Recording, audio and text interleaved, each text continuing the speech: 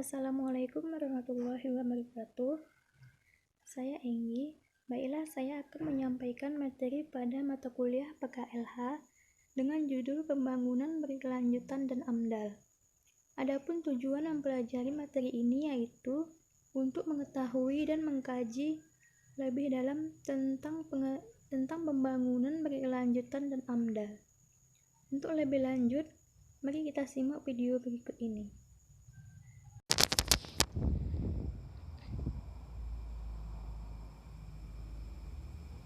Pembangunan berkelanjutan AMDAL. Yang pertama, pembangunan berkelanjutan. Yang pendahuluan yang akan kita bahas yaitu pengertian pembangunan berkelanjutan. Pembangunan berkelanjutan adalah pembangunan yang berguna untuk memenuhi kebutuhan dalam kehidupan saat ini tanpa perlu merusak atau menurunkan kemampuan generasi yang akan datang dalam memenuhi kebutuhan hidupnya. Yang kedua, hakikat pembangunan berkelanjutan. Yang pertama, upaya untuk meningkatkan kesejahteraan hidup perlu memanfaatkan sumber daya yang dimiliki secara cermat dan bijaksana. Yang kedua, sumber daya alam yang mencakup tanah, hutan, dan keanekaragaman hayati. Yang ketiga, sumber daya manusia yang mencakup jumlah penduduk, pendidikan, kesehatan, keterampilan, dan kebudayaan. Dan yang keempat, ilmu pengetahuan dan teknologi yang mencakup transportasi, komunikasi, dan hasil-hasil ilmu pengetahuan dan teknologi lainnya. Sumber-sumber daya tersebut bersifat terbatas, sehingga dalam penggunaannya harus cermat dan bijaksana.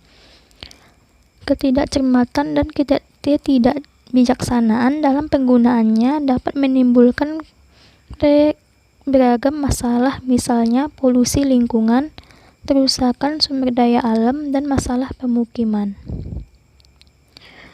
Selanjutnya, ciri-ciri pembangunan berkelanjutan. Pembangunan yang berkelanjutan harus mencerminkan tindakan yang mampu melestarikan lingkungan alamnya. Pembangunan berkelanjutan mempunyai ciri-ciri yaitu memberi kemungkinan pada kelangsungan hidup dengan jalan melestarikan fungsi dan kemampuan ekosistem yang mendukung. Yang kedua, memanfaatkan sumber daya alam dengan memanfaatkan teknologi yang tidak merusak lingkungan. Yang ketiga, meningkatkan dan melestarikan kemampuan dan fungsi ekosistem untuk memasok, melindungi, dan mendukung sumber daya alam bagi kehidupan secara berkesinambungan. Selanjutnya, tujuan pembangunan berkelanjutan yaitu membangun kota dan pemukiman yang inklusif, aman, berdaya tahan, dan berkelanjutan. Yang kedua, mengambil tindakan penting dan mendesak perubahan iklim dan dampak-dampaknya. Dan yang ketiga, mempromosikan pertumbuhan ekonomi yang inklusif dan berkelanjutan dengan menciptakan lapangan kerja dan sebagainya. Selanjutnya, dampak positif dan negatif pembangunan berkelanjutan. Yang pertama, dampak positif, yaitu penduduk akan memiliki penghasilan tetap sehingga kesejahteraan masyarakat dapat meningkat. Yang kedua, terciptanya lapangan kerja bagi penduduk. Yang ketiga, pengetahuan masyarakat tentang teknologi kerja meningkat. Sedangkan dampak negatifnya, terjadinya polusi udara disebabkan oleh asap-asap akibat produksi pabrik. Apabila tidak ditangani dengan baik, maka limbah industri akan menyebabkan pencemaran yang mengakibatkan kerusakan lingkungan, wabah penyakit, dan hilangnya keindahan alam.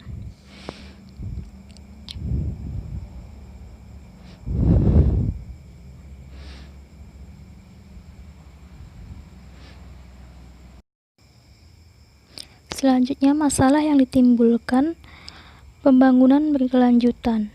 Yang pertama, masalah kemiskinan.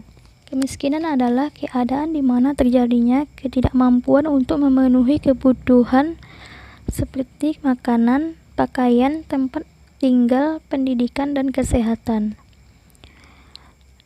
Ada beberapa cara dalam mengatasi masalah kemiskinan, yaitu menciptakan lapangan kerja yang mampu menyerap tenaga kerja sehingga pengangguran penyebab kemiskinan bisa ditangani. Yang kedua, mendirikan BLK, Balai Latihan Kerja, bagi orang yang kurang mampu sehingga memiliki bekal yang cukup untuk maju di dunia usaha. Dan yang ketiga, memberikan subsidi bagi orang kurang mampu seperti BLT, bantuan langsung tunai, subsidi BBM, dan pengobatan gratis bagi orang yang kurang mampu. Yang kedua, masalah kependudukan. Beberapa cara mengatasi masalah kependudukan, yaitu mengendalikan tingkat kelahiran dengan program KB. Kedua, menurunkan tingkat kematian ibu dan anak melalui program peningkatan gizi anak. Yang ketiga, mengadakan transmigrasi lokal maupun nasional bagi penyebaran penduduk. Dan yang ketiga, masalah lingkungan hidup, seperti perubahan iklim, pembuangan limbah pabrik, dan sebagainya. Usaha dalam mengatasi masalah ini yaitu menerapkan penggunaan teknologi yang ramah lingkungan. Yang kedua, untuk menghindari terjadinya pencemaran lingkungan, maka diperlukan penegakan hukum secara adil dan konsisten. Dan yang ketiga, memberikan kewenangan dan tanggung jawab secara bertahap kepada pengelolaan sumber daya alam dan lingkungan hidup.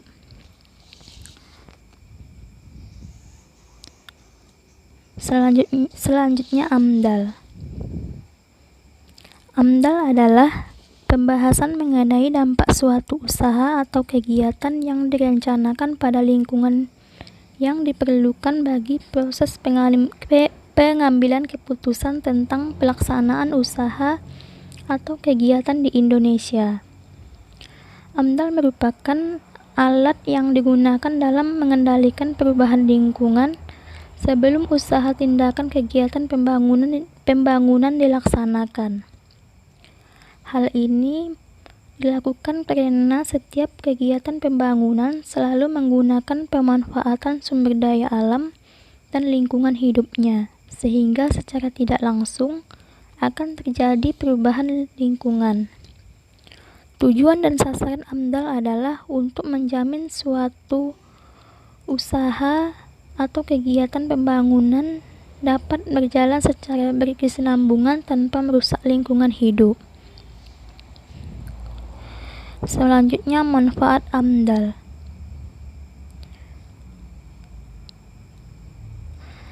Manfaat bagi pemerintah yaitu dapat membantu dalam kebijaksanaan yang tepat dalam perencanaan dan pengambilan keputusan, peningkatan pelaksanaan pengelolaan lingkungan hidup. Bagi masyarakat yaitu dapat mengetahui rencana pembangunan di daerahnya. Yang kedua, mengetahui perubahan lingkungan di masa sesudah proyek berjalan. Dan yang ketiga, mengetahui hak dan kewajiban di dalam hubungan dengan proyek. Yang ketiga, bagi pemilik modal. Bank sebagai pemilik modal selalu menyertakan AMDAL di setiap pengajuan permintaan dengan tujuan supaya dapat menjamin keberhasilan dan keamanan modal yang disalurkan. Dan yang selanjutnya, manfaat modal lainnya, yaitu kegunaan analisis dan kemajuan iptek, kegunaan dalam penelitian, dan timbulnya konsultan AMDAL yang baik. Selanjutnya, peran AMDAL. Sebagaimana telah disebutkan dalam pengertian AMDAL, disebutkan bahwa AMDAL ditujukan untuk memberikan masukan dalam proses pengambilan keputusan. Dalam peraturan perundang-undangan disebutkan bahwa AMDAL harus memberikan pedoman untuk upaya pencegahan, pengendalian, dan pemantauan dampak dan lingkungan hidup dan memberikan informasi data bagi perencanaan pembangunan suatu wilayah. Dampak pembangunan tanpa AMDAL. Pembangunan suatu proyek tanpa menggunakan analisis mengenai dampak lingkungan tentu sangat merugikan banyak masyarakat di daerah tersebut karena letak dan lokasi proyek yang tidak sesuai. Selanjutnya, hubungan pembangunan berkelanjutan dengan AMDAL.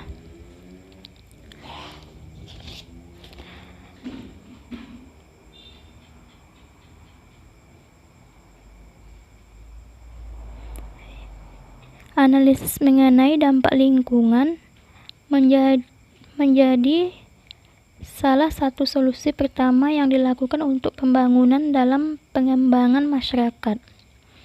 Karena dalam pembangunan yang bertujuan baik seperti pengembangan masyarakat di daerah tertentu, dan perlu dilakukan pembangunan secara fisik.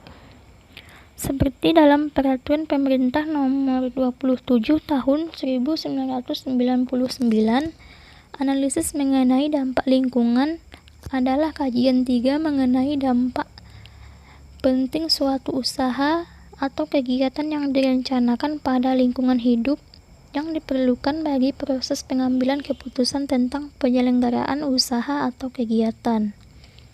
Sehingga AMDAL sangat dibutuhkan dalam setiap proses pembangunan, dimulai dari perencanaan sehingga pengawasan, dan jika terdapat masalah di tengah-tengah proses pembangunan yang sedang dilakukan. AMDAL memperhatikan tiap aspek lingkungan yang ada, baik fisik, kimia, ekologi, sosial ekonomi, sosial budaya, dan kesehatan masyarakat.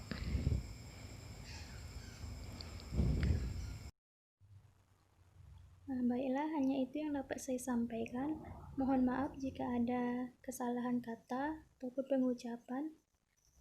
Saya akhiri dengan wabillahi taufiq wal hidayah. Wassalamualaikum warahmatullahi wabarakatuh.